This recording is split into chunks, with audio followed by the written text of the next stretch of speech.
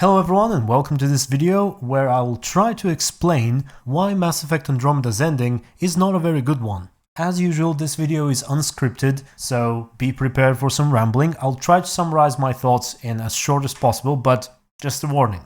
Okay, I think I can narrow down my issues with the ending to two main ones. The first one is that it misses the opportunity to fix a major issue that has been present pretty much all throughout the main plot. And the second one is that, in doing so, it also ruins the antagonist. Okay, now let me try and explain what these issues are and what I'm talking about. So, the problem with the main plot throughout the game, well, I suppose the game really has two main plots, or at least two main goals that we have to achieve.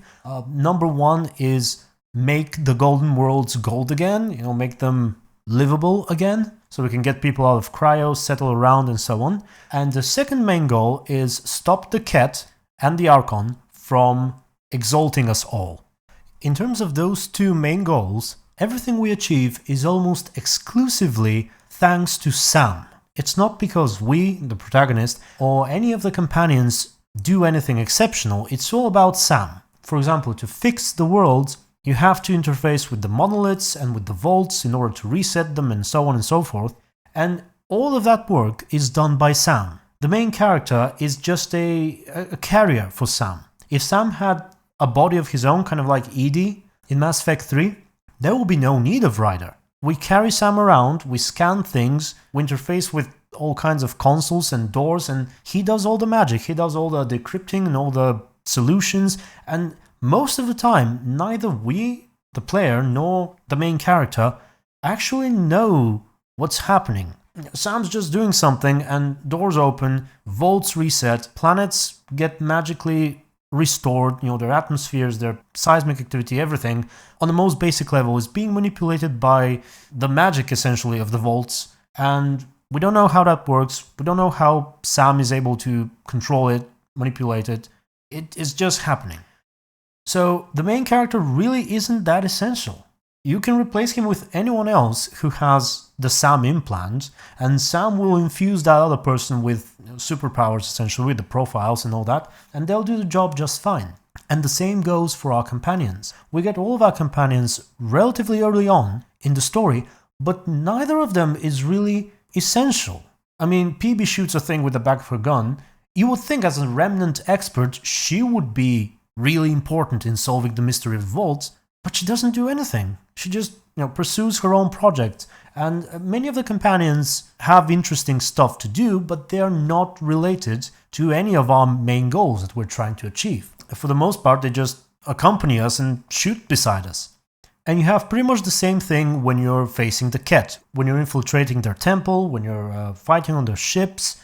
If it's not for Sam, you will not be able to pass through any locked door, any trap, any security measure. Sam does all the important stuff. Okay, now let's get to the ending. What actually happens? Spoiler alert, you lose connection to Sam. The Archon takes it away.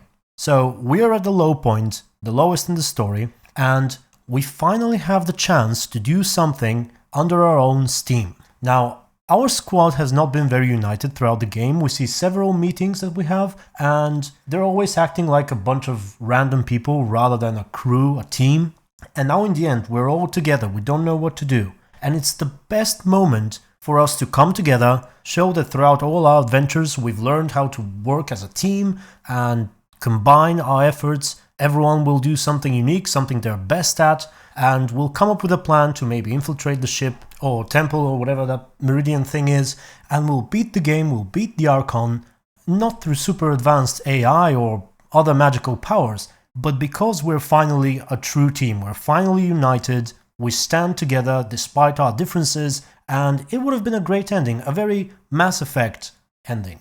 But instead, what we get is something that we understand even less than Sam. It's basically, actually, I'm not sure what it is. It's the power to control the Remnant and interface with their tech through the sheer force of our essence or something. I don't know what's happening. And the first thing that we do with this power is, out of nowhere, we summon a whole fleet of these Remnant motherships, or whatever they are, to go and fight the Ket. So all those issues of the main character not doing much, the crew not doing much, they double down on them by creating this thing here. Right, and that gets me to the second issue, which actually stems from the first one.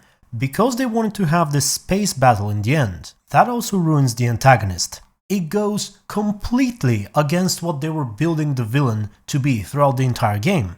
And by the villain, I mean the Archon and the Ket in this cluster. All the way from the intro, we see that the Ket are not actually that powerful. They have one goal, and their goal is to exalt the entire sector, turn us all into them. However, they are facing resistance. Resistance from the Angara on the Angaran planets, resistance from the Initiative. Sloane Kelly and her people kicked them off of Kadara, and also we're pretty much beating them wherever we meet them. Yeah, I mean, maybe they're stronger than us, but not that strong, and it's gonna take time until they can achieve their goal. So what the Archon wants, from the very beginning, is the power to control the vaults. Because he knows, and later we find out, that just as they can make the planets livable, they can also turn them into living hells, basically, and destroy all life on them.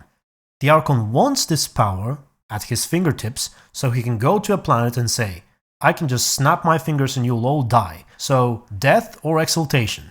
That is what he wants.